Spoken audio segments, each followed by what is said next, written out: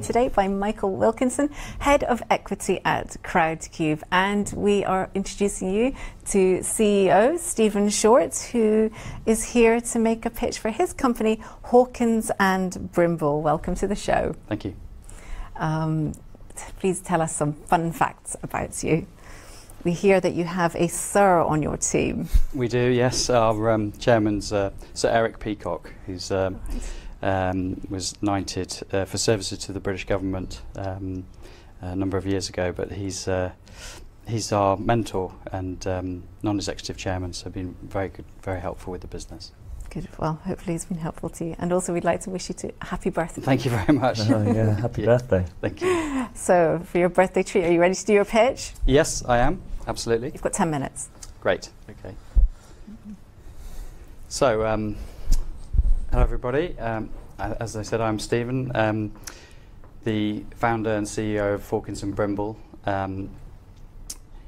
Hawkins and Brimble, our aim is to become the world leader in men's natural beauty products and to provide all the bathroom essentials for men. I launched the brand 2 years ago, or just under, because I was personally frustrated with the lack of choice for men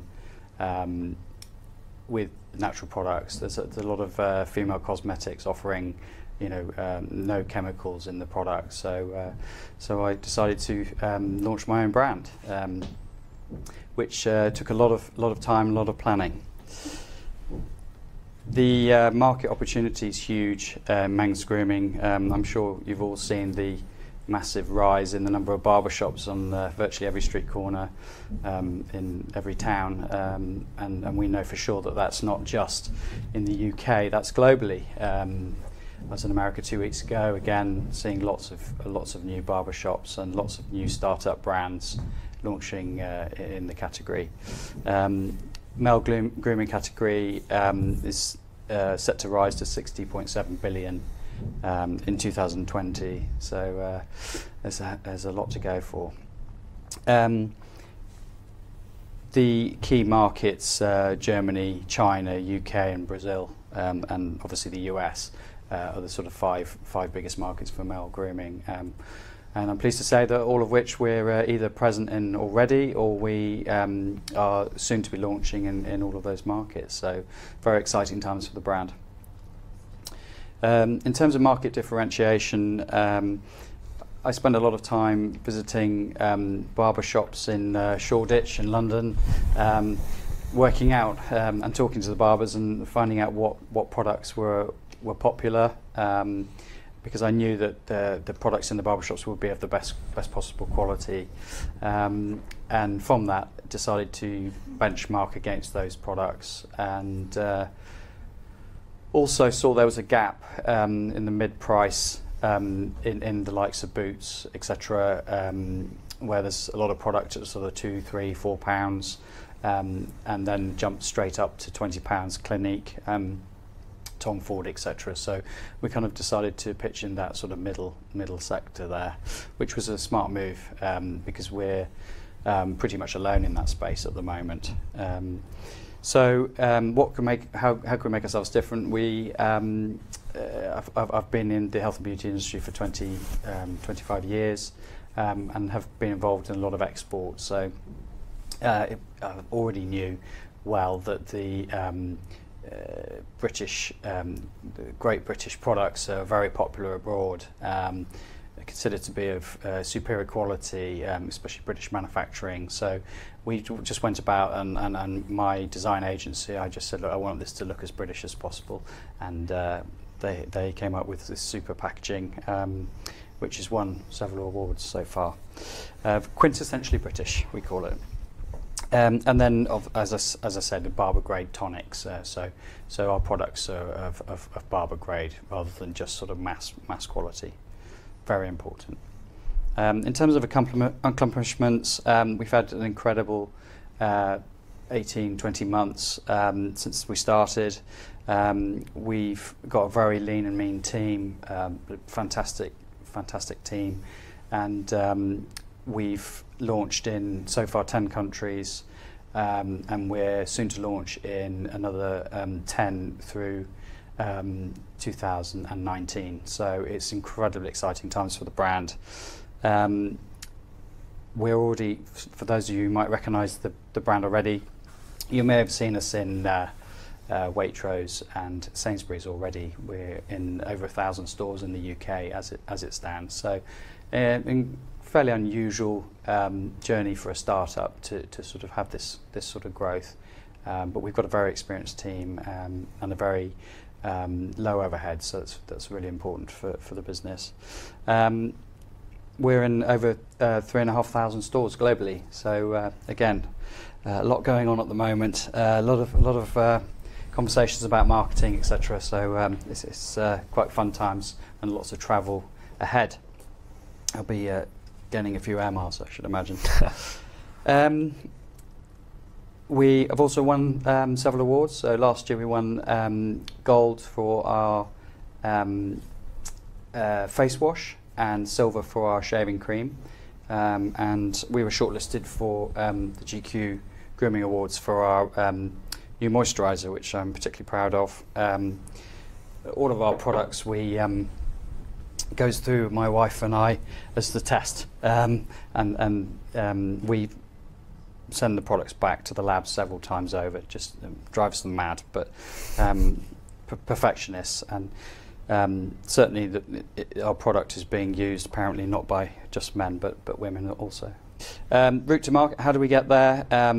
How will we get there? Sorry. The UK market, we're already in Sainsbury's and Waitrose, Holland & Barrett, and a number of other retailers. We haven't cracked Boots yet. We want to be in lots of Boots stores, so that's our kind of next goal, and we're already pitching to Boots for listing in 2019. However, Sainsbury's has been really crucial to the business. We have a semi-exclusive deal with Sainsbury's, and they've been fantastic, great partner, giving us lots of support, and selling through a grocer isn't necessarily the first place that people would think, but actually it's been really good for us and good for them too. And then, as I say, we are expanding. So India, Brazil, Middle East, Far East and the USA are kind of the big core markets that we're launching in. We've already secured distribution agreements in those markets. Team, myself, my brother Nigel, Sir Eric Peacock and Patrick, all very experienced there.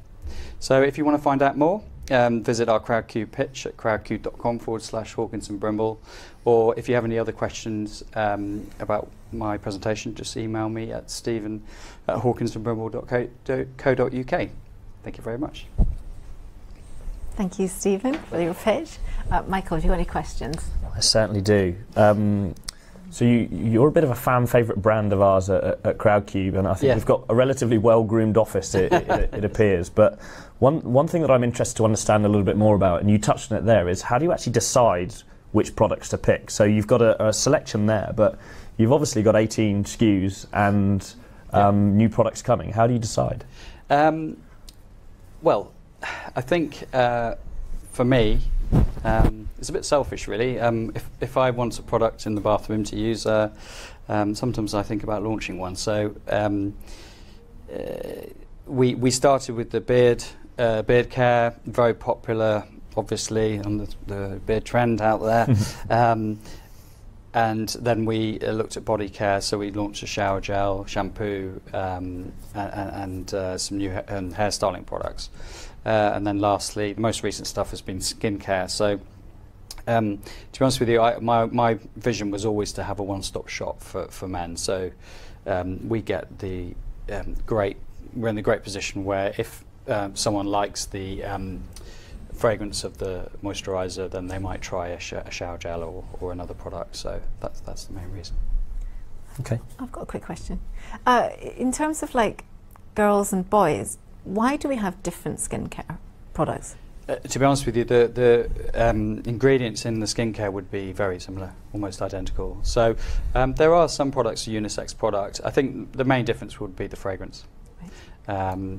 But the fragrance of our product, again, you have to try and go there. Oh, sorry, get that going. There we go. Let's try some of that. Thank you. So the fragrance is popular with men and women. We know that some women are using the shave cream for shaving their legs, apparently. So we know that also that launching. We've had some demand for a female range as well. So I think we'll get this one settled first, but the opportunity is there because we'll have a customer base already. So who do you see as the kind of main competition in this type of a market? Obviously it's growing rapidly. Yeah. Who are you competing against? It's always a difficult question to answer because we have very little competition in this price point. So I think that we're trying to get people to either trade down or trade up. So if someone's using Clinique Men or Kiehl's or those kind of brands, then my argument is our brand is of equal quality, if sometimes better. So they would then save themselves a bit of money and trade down. So, for instance, we did Henley Royal Regatta, Polo. We've done all sorts of quite high-end events, and we're finding men are really liking the product from that feedback. And then brands like Gillette, obviously, but they're not in the natural space. But someone like Bulldog, who I'm sure you've heard of, we'd be competing with a Bulldog product. But again, we're not really in the same space because they're targeting a younger demographic, whereas ours is probably more like a 30 to 40-year-old demographic, if not a bit older. Why do you think this market is growing so quickly? I noticed actually in your CrowdCube pitch you talk a little bit about the volume of growth in this particular segment. Why is it growing so fast? Well, actually, the overall grooming category isn't.